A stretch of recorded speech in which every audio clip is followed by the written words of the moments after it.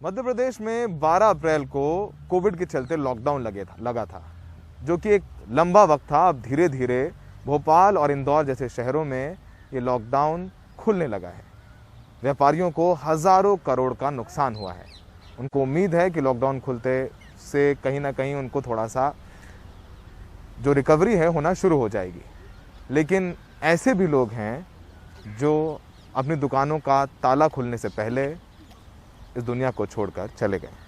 देखिए हमारे सहयोगी अनुराग द्वारी की ये रिपोर्ट।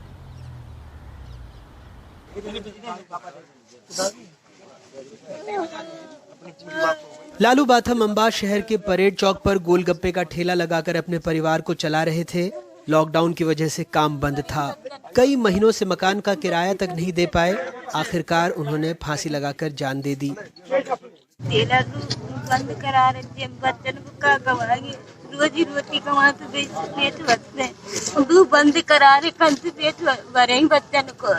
ये थोड़ा परेशान चल रहा था। अभी जो उसकी पत्नी से और उसके ससुर से हमारी बात हुई है, जिसकी वजह से ये इसने सुसाइड किया। मंडला में अभिषेक चाय की दुकान चलाते थे। लॉकडाउन में काम धंधा बंद था। हालात इस कदर खराब हो गए कि अभिषेक के मन में कई तरह के ख्याल आने लगे।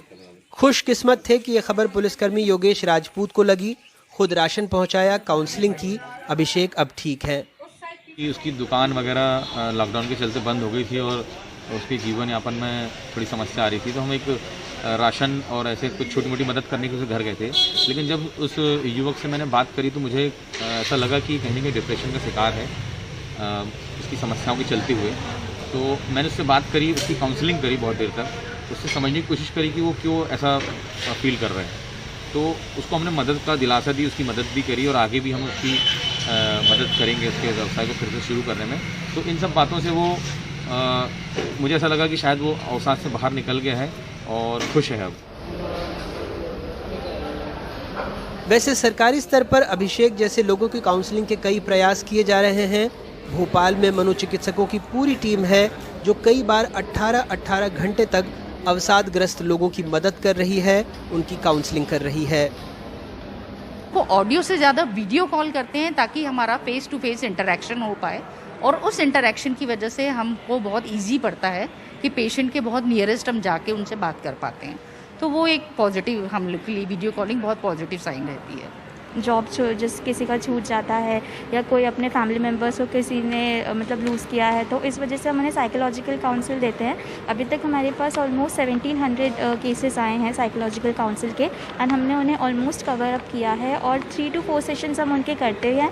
जब डिप्रेशन बहुत ज़्यादा बढ़ जाता है, डिप्रेशन इतना ज़्यादा हो रहा है, लोग घरों में है, फ्रस्ट्रेशन बहुत ज़्यादा है, इतना लो फील कर रहे हैं, there is nothing to do, कुछ भी नया नहीं है उनके पास करने के लिए। CBT सबसे इम्पॉर्टेंट जो कारगर हम लोगों की थेरेपी है, that is cognitive behaviour therapy.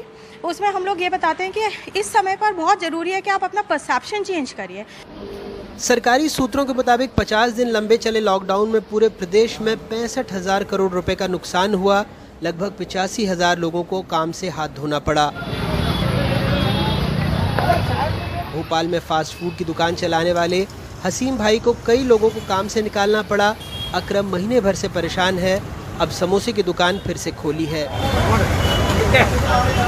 हमारी दुकान में लड़के काम करते थे, 8 लड़के काम करते थे, 4 लड़कों की तो छुट्टी हो गई, कुछ निकलते ही नहीं था। कभी 6 बजे बंद हो रहा है तो कभी इतने बजे बंद हो रहा है। और ये है कि अभी जो बाद में लॉकडाउन लगा, इसमें परेशान हुए। जो कुछ पैसा था 1-2 हज़ार रुपये, वो तो ख़त्म हो गए थे। भाई महंगाई इतनी है, 150 रुपये 160 रुपये किलो तेल है। अब हम क्या खाएंगे और बच्चों को क्या खिलाएंगे। मैं घर पे बैठे रहा, सब आज खुला है तो थोड़ा मेहनत भी कर रहे हैं। जब 5 रुपये समोसा बेच रहा है यहाँ पर आन के, और मकान का किराया मेरा निकल जाता, बस ये निकालना है बेच के। यहाँ पर सब घर में बहुत परेशानी थी। अब 3 महीने का लॉकडाउन भी लगा था, अब फिर लगा दिया वापस।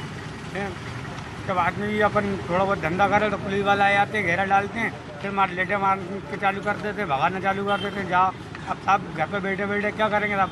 अड़ोसी पड़ोसी से दाल रोटी के पैसा मांग रहा है, कहीं इधर से मांग रहा है, तो किराए वाला जान गाड़ी है, मकानदार जान गाड़ी है। वैसे राज्य अब अनलॉक होने लगा है, दुकानें खुलने लगी हैं। ऐसे में गांव शहर सब लोगों के हवाले है। ये समझने की भूल कतई न करें कि कोरोना चला गया है। मध्य प्रदेश धीरे धीरे अनलॉक हो रहा है, लेकिन ढेर सारी शर्तों के साथ। लंबे चले लॉकडाउन की वजह से राज्य सरकार के राजस्व में लगभग 60% की गिरावट आ सकती है। जीएसटी कलेक्शन भी बहुत ज़्यादा घट सकता है। ऐसे में जान के साथ जहान को बचाए रखना, बनाए रखना सरकार के लिए बड़ी चुनौती साबित हो सकती है। मंडला से मयंक, भोपाल से कैमरा पर्सन रिजवान खान और मुरैना से उपेंद्र गौतम के साथ अनुराग द्वारी, NDTV इंडिया।